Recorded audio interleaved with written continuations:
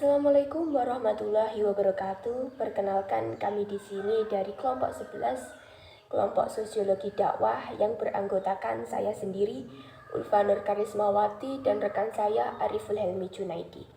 Nah, kami di sini akan membawakan 3 poin materi. Yang pertama adalah problem dakwah masyarakat, kemudian tantangan dakwah masyarakat, dan yang terakhir adalah tantangan dakwah pada era demokrasi.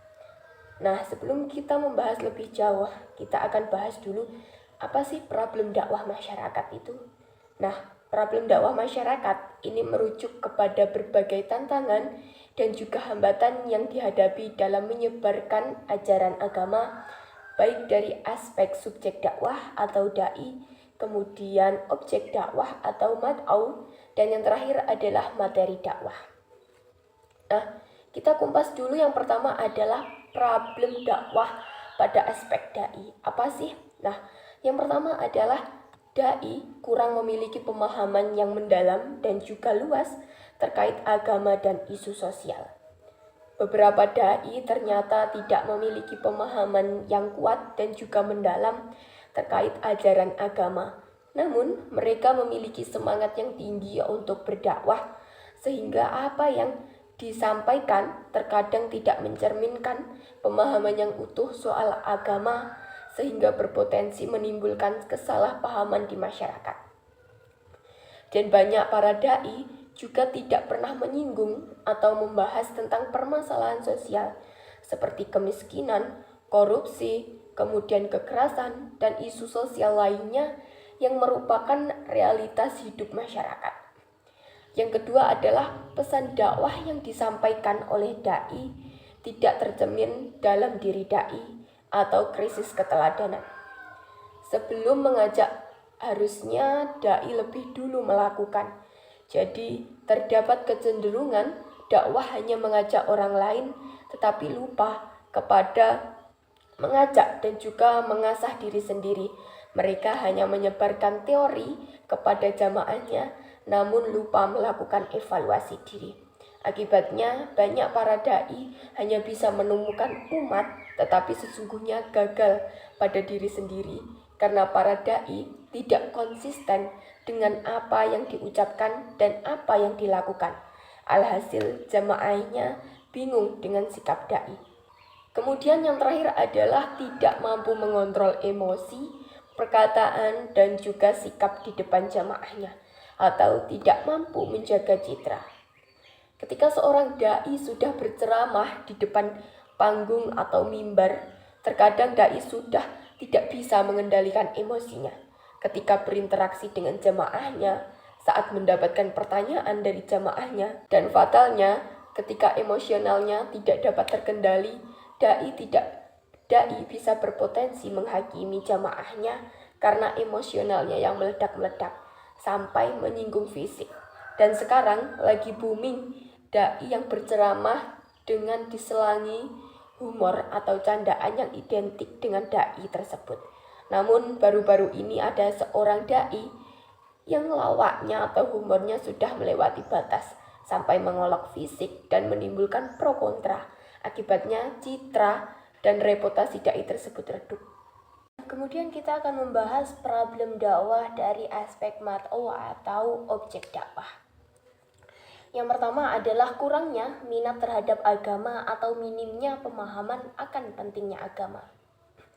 Ternyata banyak dari masyarakat yang tidak minat untuk mendengarkan dakwah karena minimnya pemahaman tentang urgensi dakwah itu sendiri. Mereka beranggapan bahwa mendengarkan dakwah itu hanya membosankan. Maka dari itu mereka lebih memilih melakukan hal lain daripada mendengarkan dakwah yang mereka anggap adalah kegiatan yang monoton. Nah, selanjutnya adalah sikap eksklusif. Sebagian masyarakat banyak yang menghindari dakwah. Kenapa? Karena masyarakat tidak memiliki keterbukaan terhadap perkembangan zaman. Mereka hanya percaya dengan kepercayaan mereka yang masih utuh dan hanya menganggap apa yang mereka percayai itu adalah yang paling benar. Karena tak jarang dari masyarakat ini masih berpegang teguh terhadap paham-paham dan juga pegangan tradisional yang sudah berakar atau turun-temurun di masyarakat. Yang terakhir adalah sikap materialistik. Hadirnya masyarakat modern ternyata menimbulkan sikap materialistik, yaitu segala sesuatu diukur berdasarkan materi. Dengan demikian, sesuatu dinilai berharga jika membawa keuntungan materi. Dengan begitu, dakwah akan kehilangan daya tariknya karena tidak memberikan keuntungan secara materi kepada jamaahnya. Kemudian kita bahas problem dari aspek materi atau tema dakwah. Nah, materi dakwah ini sangat menjadi pusat ketertarikan masyarakat dan bisa dibilang materi yang dibawakan dai adalah sebuah magnet untuk menarik massa.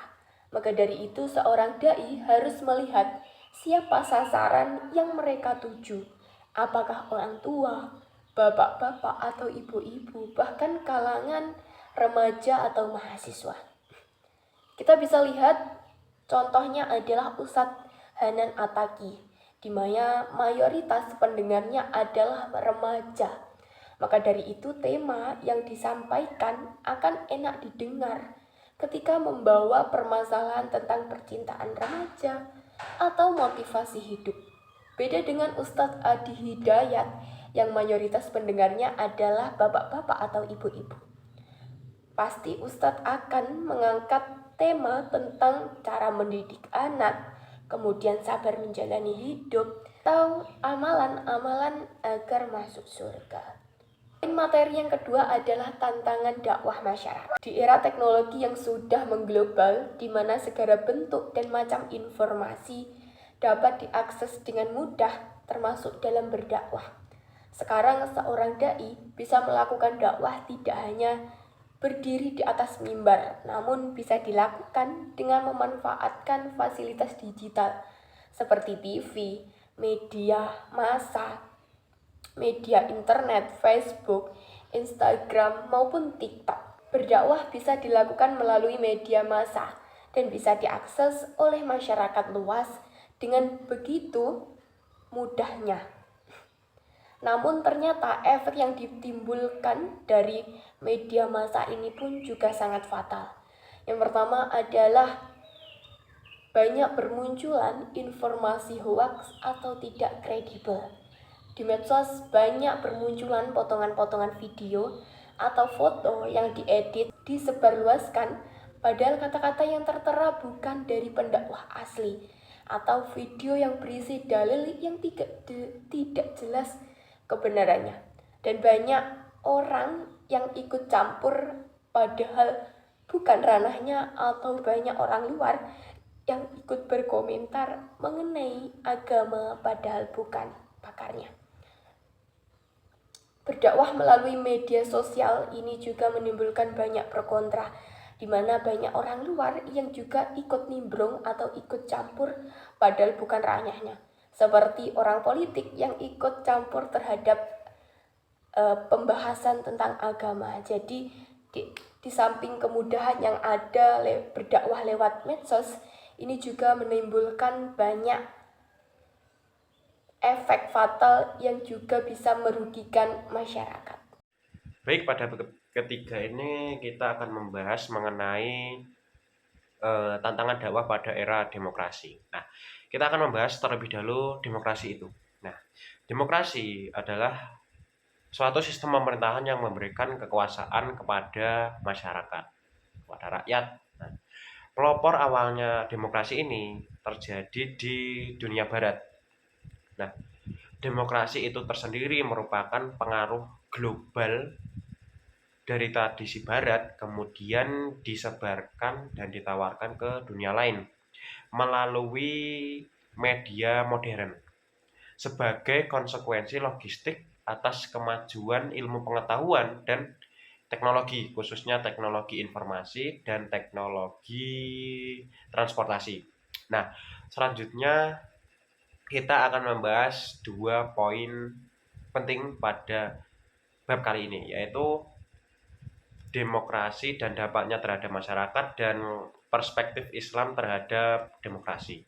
Nah, demokrasi dan dampaknya terhadap masyarakat. Nah, demokrasi ini membawa suatu perubahan pada cara individu itu untuk berinteraksi, baik dalam lingkup sosial, politik, maupun budaya. Dan nilai-nilai demokrasi ini seperti kebebasan berbicara dan hak asasi manusia menjadi semakin diakui dalam kehidupan bermasyarakat. Nah, tak cuma itu, ada suatu konsekuensi pada demokrasi ini, yaitu modernisasi dan liberalisasi. Nah, modernisasi atau ya kemajuan ke negara modern, kemajuan atas suatu negara, modernisasi dan liberalisasi. Nah, liberalisasi ini adalah suatu kebebasan. Nah, demokrasi seringkali berjalan seiring dengan modernisasi yang ditandai dengan perkembangan ilmu pengetahuan, teknologi, dan ekonomi. Namun, pada liberalisasi, nah, liberalisasi ini kan diartikan sebagai suatu kebebasan. Nah, liberalisasi yang tidak terkontrol dapat menyebabkan pergeseran nilai dan budaya yang berpotensi bertentangan dengan norma-norma lokal, termasuk ajaran agama. Jikalau memang liberalisasi ini memang tidak bisa dikontrol secara penuh, akan mengakibatkan suatu norma-norma lokal dan ajaran agama akan menyimpang. Nah, pada poin kedua ini yaitu mengenai perspektif Islam terhadap demokrasi. Nah, pada awal tadi kan sudah saya jelaskan mengenai pelopor adanya suatu demokrasi ini dari dunia barat, dan mayoritas dari dunia barat itu adalah ajaran non Muslim, ya, ajaran non Islam, bisa dikatakan bahwa mayoritas dunia Barat itu penganut agamanya tidak penganut agama ajaran Islam. Nah, apakah agama Islam itu boleh melaksanakan suatu demokrasi? Karena memang suatu ajaran dalam sejarah Islam tidak ditemukan konsep-konsep demokrasi. Nah, jadi apakah boleh umat Islam itu menerapkan suatu demokrasi? Jawabannya boleh, selagi memang dalam penerapannya demokrasi itu memberikan suatu dampak positif. Nah, tapi ada beberapa, walaupun memang demokrasi ini awalnya memang tidak ada dari ajaran Islam, tapi seperti musyawarah dan keadilan memiliki kesamaan dalam nilai-nilai Islam. Nah, jikalau memang demokrasi ini meningkatkan suatu kesejahteraan dan keadilan sosial dengan tanpa bertentangan dengan ajaran Islam, maka umat Islam itu berhak atau wajib mempertahankan suatu demokrasi tersebut. Karena memang eh, pengaruh dari demokrasi ini sifatnya itu global, dan mau tidak mau umat Islam itu harus wajib mempertahankan suatu demokrasi jikalau memang memberikan dampak positif. Nah, kalau memang dampak negatif demokrasi ini menyangkut jikalau memang demokrasi ini memberikan suatu dampak negatif, nah, umat Islam itu harus lebih berhati-hati dalam penerapan suatu demokrasi ini. Ada beberapa contoh sih sebenarnya. Jikalau memang demokrasi ini seperti sekularisasi ekstrim dan perusakan moral. Jikalau memang pengajaran atau penerapan suatu demokrasi ini menyimpang dari ajaran Islam, kita sebagai umat Muslim harus lebih berhati-hati dalam penerapan uh, dalam penerapan demokrasi ini. Nah, ada beberapa dampak demokrasi terhadap dakwah. Sebenarnya ada beberapa dampak positif demokrasi ini terhadap dakwah pada ajaran Muslim, pada ajaran Islam. Nah, apa sih dampak positifnya? Yaitu kemajuan suatu teknologi. Ya, kita tahu bahwa dunia ini akan semakin lebih bertambahnya suatu ilmu pengetahuan dan teknologi. Nah, salah satu teknologi yang digunakan dakwah pada era demokrasi ini yaitu teknologi kemajuan suatu teknologi media massa tentunya, yaitu media massa media massa. Salah satu bentuk eh, salah satu bentuk kemajuan suatu teknologi media massa yaitu media cetak, media radio dan televisi, media audio dan audiovisual. Nah,